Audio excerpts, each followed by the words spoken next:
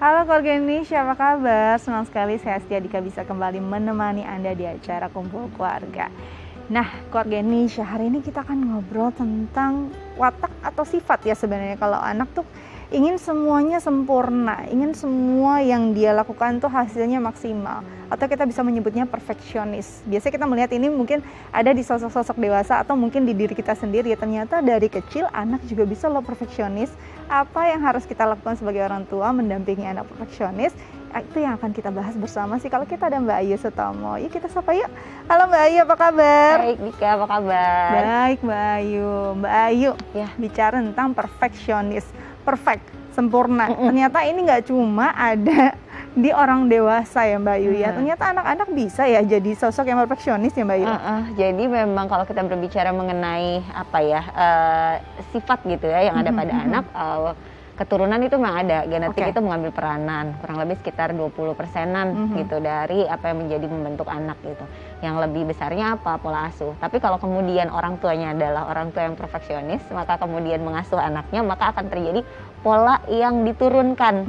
Nah, pola yang diturunkan itu juga walaupun anaknya tidak memiliki genetik perfeksionis, tetapi ketika pola asuh pola yang diturunkan itu adalah pola perfeksionis milik orang tuanya, maka sangat mungkin anak kemudian berkembang memiliki sifat seperti itu. Oke, jadi bisa jadi ini diturunkan oleh orang tua, begitu ya? Diturunkan secara genetik iya, atau orang tuanya yang perfeksionis, anaknya tidak memiliki genetik tersebut, tetapi karena diasuh dengan pola yang seperti itu, maka pola tersebutlah yang diturunkan oleh orang tuanya. Itu yang menjadi faktor kenapa anak bisa perfeksionis gitu ya. Di usia dia yang masih belia gitu sebenarnya. Nah Mbak Ayu, sebenarnya perfeksionis itu secara psikologis bentuknya seperti apa sih? Orang yang seperti apa? Orang perfeksionis itu seperti apa? Karena kadang-kadang kan kita suka juga bilang, aduh aku perfeksionis nih, sebenarnya benar perfeksionis? Enggak gitu kan ya. Nah, kalau misalnya kita berbicara mengenai perfeksionis, termnya itu sebetulnya adalah orang yang mempunyai tendensi untuk set up standar untuk diri dia itu tinggi. Jadi standarnya tuh harus bagus banget gitu, standarnya tinggi. Kemudian yang kedua itu suka mengkritisi diri secara berlebih atas hasil yang dia dapat. Jadi dia criticize diri dia. Wah ini kayaknya aku kurang ini deh, aku kurang ini, aku kurang ini, aku kurang ini. Sehingga dia kritisi diri dia berlebih. Dan yang ketiga sangat concern terhadap penilaian orang lain. Atau evaluasi orang lain terhadap dirinya itu menjadi hal-hal yang sangat-sangat penting untuk individu tersebut. Jadi tiga ini standarnya tinggi, kalau bikin salah evaluasi internalnya itu berlebihan gitu. Evaluasi internal baik, tetapi ketika berlebihan itu akan menenggelamkan diri kita gitu kan, buat kita merasa ya tidak nyaman lagi gitu kan karena terlalu berlebihan, dan kemudian sangat-sangat concern terhadap evaluasi dari lingkungan sekitar. Nah, tiga hal ini yang kemudian menjadi termin kita bisa bilang you're too perfectionist gitu, terlalu perfeksionis. Berarti itu kategorinya sebenarnya. Jadi bukan berarti orang yang ingin semuanya terlihat baik itu udah pasti perfeksionis, nggak juga gitu ya? Nggak juga, kalau misalnya dia tidak menstandarkan itu terlalu tinggi, kalau habis itu dia bisa letting go, oh ya standar awal tinggi, tapi begitu bikin salah dia letting go, ya udah nggak apa-apa, biarin aja gitu kan. Dan kemudian tidak terlalu, oh ya orang menilai, tapi kemudian saya nggak kemudian termakan dengan penilaian dan sangat-sangat berorientasi pada penilaian eksternal tersebut atau evaluasi eksternal orang pada saya gitu kan, ya mungkin bukan, hanya suka mengerjakan sesuatu dengan effort yang lebih dan sempurna. Oke, kalau kita melihat indikator-indikator tadi ada pada anak kita, perlu nggak sih kita melakukan tes lanjutan untuk kita tahu langkah selanjutnya bisa mendampingi dia dalam bentuk seperti apa? Oke, jadi sebenarnya kalau di salah satu buku gitu kan ya, ada beberapa checklist, ada beberapa pernyataan-pernyataan, kemudian checklist yang bisa diisi gitu kan. Kemudian untuk menentukan apakah individu tersebut tergolong terhadap perfeksionis atau tidak gitu. Ada checklist yang harus dilakukan gitu. Tapi apakah yang penting kan sebagai orang tua gitu, ketika kita menemukan hal tersebut apa yang harus kita lakukan gitu kan. Segala sesuatu yang terlalu berlebih itu kan nggak baik. Dan kemudian perfeksionis ini sendiri juga banyak riset kemudian menyebutkan dia berkorelasi dengan berbagai permasalahan mental lain yang menyertai gitu. Mulai dari gangguan makan, gangguan tidur, gangguan cemas gitu. Banyak hal yang kemudian pada akhirnya menyertai atau berjalan beriringan dengan kondisi perfeksionis ini. Oke, ini kalau perfeksionis sendiri apakah memang mencakup semua hal? Atau bisa jadi dia perfeksionis hanya bidang-bidang tertentu saja atau aspek tertentu yang tapi terlalu di bidang itu? Oke, umumnya ketika memang itu sudah menjadi traits atau kemudian sikap, umumnya adalah hampir keseluruhan Hampir aspek hidupnya dia seluruhnya. gitu punya standarnya tinggi gitu. Jadi ini harus seperti ini, harus seperti ini, harus seperti ini gitu. Makanya punya tendensi atau korelasi yang cukup kuat dengan cenderung untuk mudah menjadi lebih cemas, mudah menjadi lebih khawatir begitu.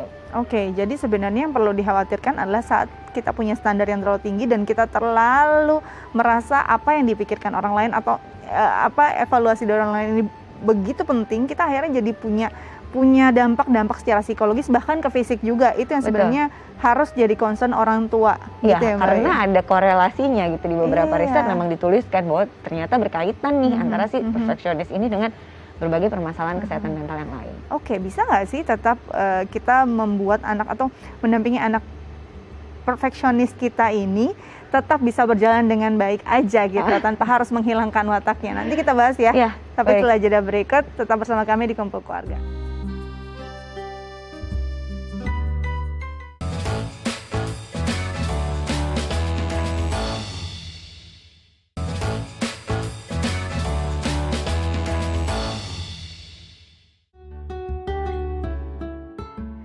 Ya, Keluarga Indonesia kembali lagi di Kumpul Keluarga, masih membahas tentang anakku yang perfeksionis. Nanti kita coba ngobrol dengan salah satu narsum kita, ada ibu dan anak, tentang tema kita hari ini. Kita coba sapa, ada Luna dan juga Ibu Hasma. Halo Luna dan Mami, apa kabar? Alhamdulillah baik. Alhamdulillah. Oke, hari ini kita bicara tentang perfeksionis gitu ya. Ibu, aku mau tanya dulu, apakah Luna termasuk anak yang perfeksionis menurut Ibu? Gimana ya? Biasa aja sih. Oh, biasa aja sebenarnya. Apa yang kalau ke Luna sendiri kalau misalkan Luna kan sebenarnya berprestasi gitu ya, banyak yang ingin Luna kerjakan. Saat suatu hal tidak sesuai dengan apa yang Luna pikirkan atau Luna inginkan, ada rasa yang kecewa berlebihan nggak sih di Luna? Aku kecewa aja, biasa aja sih, nggak kecewa banget. Jadi ini yang sebenarnya memang harusnya ditanamkan ya di anak, bahwa walaupun dia punya banyak prestasi, dia punya istilahnya punya hal yang ingin jadi goalnya dia tidak terlalu menempatkan itu pada fokusnya gitu Mbak Ayu ya. Nah ini Ibu Asma sendiri, apa yang Ibu lakukan atau Ibu tanamkan dari Luna dari kecil untuk bisa menjadi anak yang berprestasi tapi tetap bisa mengelola perasaannya? Kalau misalkan dia biasa lomba menggambar, mungkin nggak cocok temanya. Jadi memang kalau misalkan lomba itu nggak bisa harus langsung ada info lomba langsung gedebak-gedebuk pengen lomba gitu. Ini kan harus lihat dulu peraturannya kayak gimana, temanya apa. Tapi kalau Luna udah bisa, udah benar-benar berusaha, tapi kalau memang belum menang atau belum juara, itu berarti memang belum rezeki. Jadi sudah paham betul ya bagaimana menghadapi kondisinya gitu. Mbak Ayu, sejauh mana sih ini penting saat orang tua tahu anaknya ini berprestasi, anaknya ini punya kelebihan. Biasanya anak-anak dengan kondisi ini kan ingin selalu pada taraf yang sama, dengan standar yang sama. Apa yang harus dilakukan orang tua untuk bisa, seperti yang tadi Ibu Asma lakukan, bisa memahami, membuat anak paham bahwa apapun yang dilakukan bisa kondisinya bisa baik, bisa buruk, bisa positif, bisa negatif. Oke, yang dilakukan oleh Bu Hasna tadi sebetulnya udah sangat tepat sekali. Sangat ya. tepat Gitu. ya. Jadi di awal sudah ngajak ngobrol, udah kemudian memberikan pandangan-pandangan bahwa dalam setiap lomba tuh nggak mungkin ada kemungkinan kita menang, ada kemungkinan kita kalah. Mungkin ada hal terjadi sesuatu tidak sesuai dengan ekspektasi kita gitu kan. Tetapi kenapa hal itu bisa terjadi gitu kan? Ada banyak variabel yang membuat kenapa satu hal kemudian pada akhirnya terjadi tidak sesuai seperti apa yang kita harapkan. Dan hal tersebut disampaikan pada anak, dijadikan bahan diskusi, dijadikan topik sebelum anak kemudian mengikuti sebuah kompetisi. Itu akan cukup membantu gitu sebagai bekal bagi anak untuk mempersiapkan mental dia ketika terjadi sesuatu yang mungkin tidak sesuai dengan ekspektasinya. Oke. Nah, ini juga kadang-kadang ada hal-hal yang bisa terjadi, inginnya A, tapi kondisinya tidak memungkinkan. Kalau boleh tahu ini dalam kondisi Luna sendiri, banyak hal yang ingin Luna lakukan, tapi mohon maaf Ibu, apakah benar Luna juga sebenarnya secara fisik tidak sestabil atau sefit teman-temannya? Iya, Luna ini kan penyandang diabetes tipe 1. Oke. Jadi memang sebenarnya kalau kadang-kadang tuh dia kan semangat banget kalau ada dapat info lomba sesuai dengan usianya, dia wah aku harus ikut nih. Cuma kadang-kadang kalau dulu sebelum pandemi tempatnya jauh, saya suka bilang nggak usah, takut kecapean. Tapi dianya suka maksa, ya udah kalau memang dia udah siap, dia mau, kadang ya udah saya ikutin aja. Tetapi itu sebelum mengikuti lomba, dia harus cek gula darahnya itu dan harus benar-benar dalam keadaan normal. Jadi biar dia tuh bisa happy pada saat lomba. Oke. Jadi memang ada hal yang harus dijaga juga begitu ya. Jadi Luna sendiri begitu paham betul gitu ya kondisi Luna seperti apa saat harus berkompetisi. Mbak, ini sebenarnya satu pelajaran yang penting gitu ya. Saat orang tua harus benar-benar memberi wawasan terhadap anaknya tentang kondisi dia seperti apa. Baik itu secara mental, baik itu secara fisik. Agar anak juga tahu batas atau kapasitasnya. Iya betul, karena sebetulnya pada saat nantinya kan kita sebagai orang tua tidak mungkin untuk mendampingi anak terus-terusan gitu kan.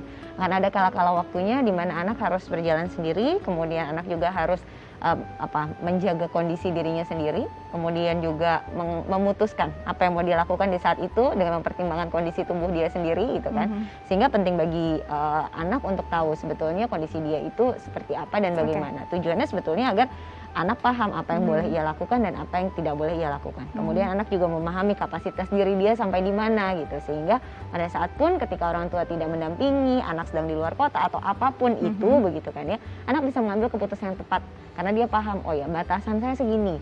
Hal yang harus dilakukan P3K saya ketika kemudian saya berada dalam kondisi yang seperti ini, apa yang saya harus lakukan. Kalau ngelihat Luna tadi sebetulnya di usia yang sekarang sudah sangat baik ya. Sudah memahami bahwa batasannya seperti apa, diet yang harus dilakukan seperti apa, kalau kondisi hipo harus gimana lagi, hiper harus seperti apa, dan sudah dimaknai dengan oh ya it's part of my life gitu. Itu adalah bagian dari diri saya yang akan menjadi bagian dari saya sampai nanti-nanti gitu. Jadi yang dilakukan oleh orang tua sudah sangat tepat. Sudah sangat tepat. Gitu. Bahkan sampai di usia ini Luna punya pemahaman yang luar biasa tentang kondisinya ya. Baik Ibu Asma dan juga Luna, di sini ada psikolog kita. Mungkin ada yang ingin ditanyakan terkait tema kita hari ini, silakan. Ya, saya mau minta saran aja sama dokter. Gimana kira-kira pokoknya yang biar cara mendidik Luna ini biar lebih baik lagi, biar juga dia lebih paham lagi akan keadaannya dia. Kira-kira apa yang harus saya lakukan? Oke, ini mungkin nanti ya usia makin lanjut, makin dewasa ya kan, makin lepas, tidak lagi dikontrol orang tua, persenan itu makin berkurang. Berarti benar-benar harus bisa mengelola diri dengan baik.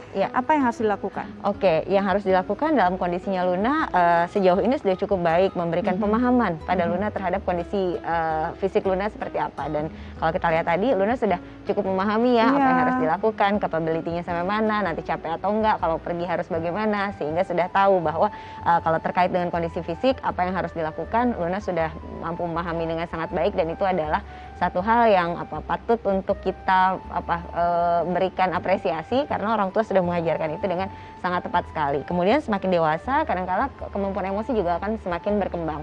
Maka perlu juga membekali anak dengan kemampuan untuk mengenal diri dia dengan baik. Jadi memahami kebutuhan-kebutuhan diri Luna, apa motivasi internalnya, kemudian kenapa ia menjadi seperti itu, kenapa misalnya ingin mengikuti banyak lomba, apa sebetulnya yang menjadi motif internal dari hal-hal tersebut. Sehingga ketika misalnya ada satu kondisi di mana kondisi fisik kurang mendukung atas apa yang diinginkan secara perasaan atau emosi, maka bisa mengambil keputusan dengan tepat, kemudian secara mental juga bisa menjadi lebih mampu mengambil keputusan yang mendukung kesejahteraan mentalnya, begitu. Oke, itu mudah-mudahan berguna ya, bisa dipraktikkan untuk Luna nantinya ya. Terima kasih banyak Luna dan juga Ibu Asma, tetap jaga kesehatan, sampai jumpa.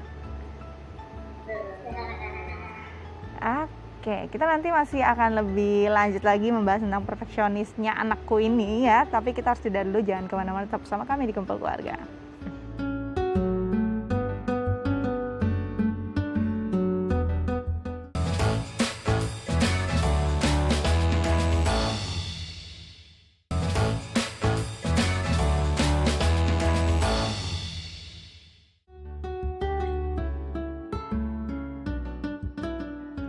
Ya, keluarga Indonesia kembali lagi di Kumpul Keluarga masih membahas tentang anak perfeksionis. Tadi kita sudah ngobrol dengan salah satu anak, sebenarnya lebih pada dia sudah tahu sendiri mengelola dirinya, batas dirinya, dan apa yang harus dia lakukan untuk bisa mengejar apa yang dia inginkan gitu. Banyak keinginan anak, tapi setiap anak punya kapasitas. Bagaimana sih orang tua memberi tahu anak tentang kapasitasnya?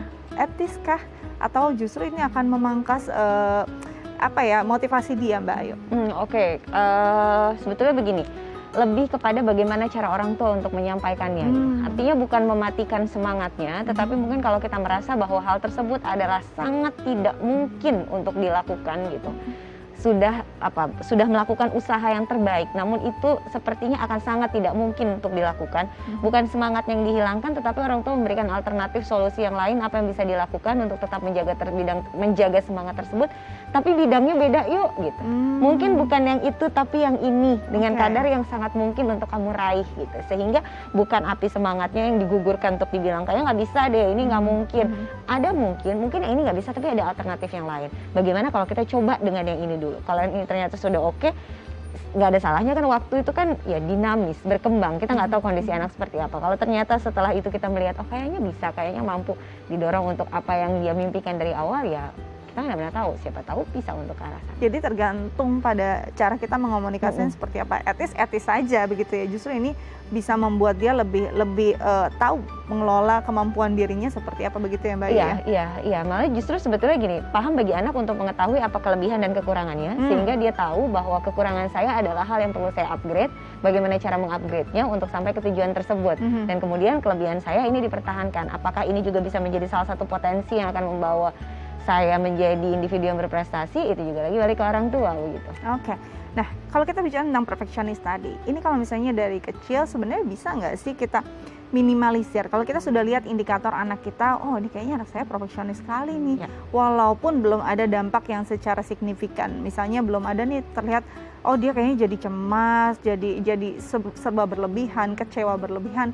Indikator itu belum ada, tapi sudah terlihat bahwa anak saya ingin semuanya perfect. Perlu nggak sih kita mulai meminimalisir ini agar dampaknya tidak terlalu besar nanti? Iya, memang pendekatan pada masing-masing anak beda-beda gitu kan ya. Untuk anak-anak yang memang sedari dini, orang tuanya udah melihat kalau apa-apa harus sesuai dengan standarnya dia. Ketika nggak sesuai standar, seringkali sangat mudah untuk menjadi emosional dan kemudian keluar emosi negatif gitu kan. Kemudian sangat ragu melakukan sesuatu karena khawatir nanti bu guru bilang apa, nanti gini ini nggak bagus, ini apa segala macam. Itu biasanya sih udah kelihatan. Kalau ada tendensi seperti itu perlu dilakukan apa oleh orang tua, bisa dengan mulai pada saat berkomunikasi dengan anak sering untuk bilang nggak apa-apa atau menenangkan anak. Jadi tidak kemudian kita justru kita menekan anak lebih karena kita tahu bahwa anak ini sangat mudah berada dalam setting situasi under pressure karena dia sendiri sudah set up diri dia dan membawa diri dia sendiri dalam tekanan gitu kan ya. Maka sebagai orang tua perlu memberikan respon-respon yang bisa menetralisir hal tersebut.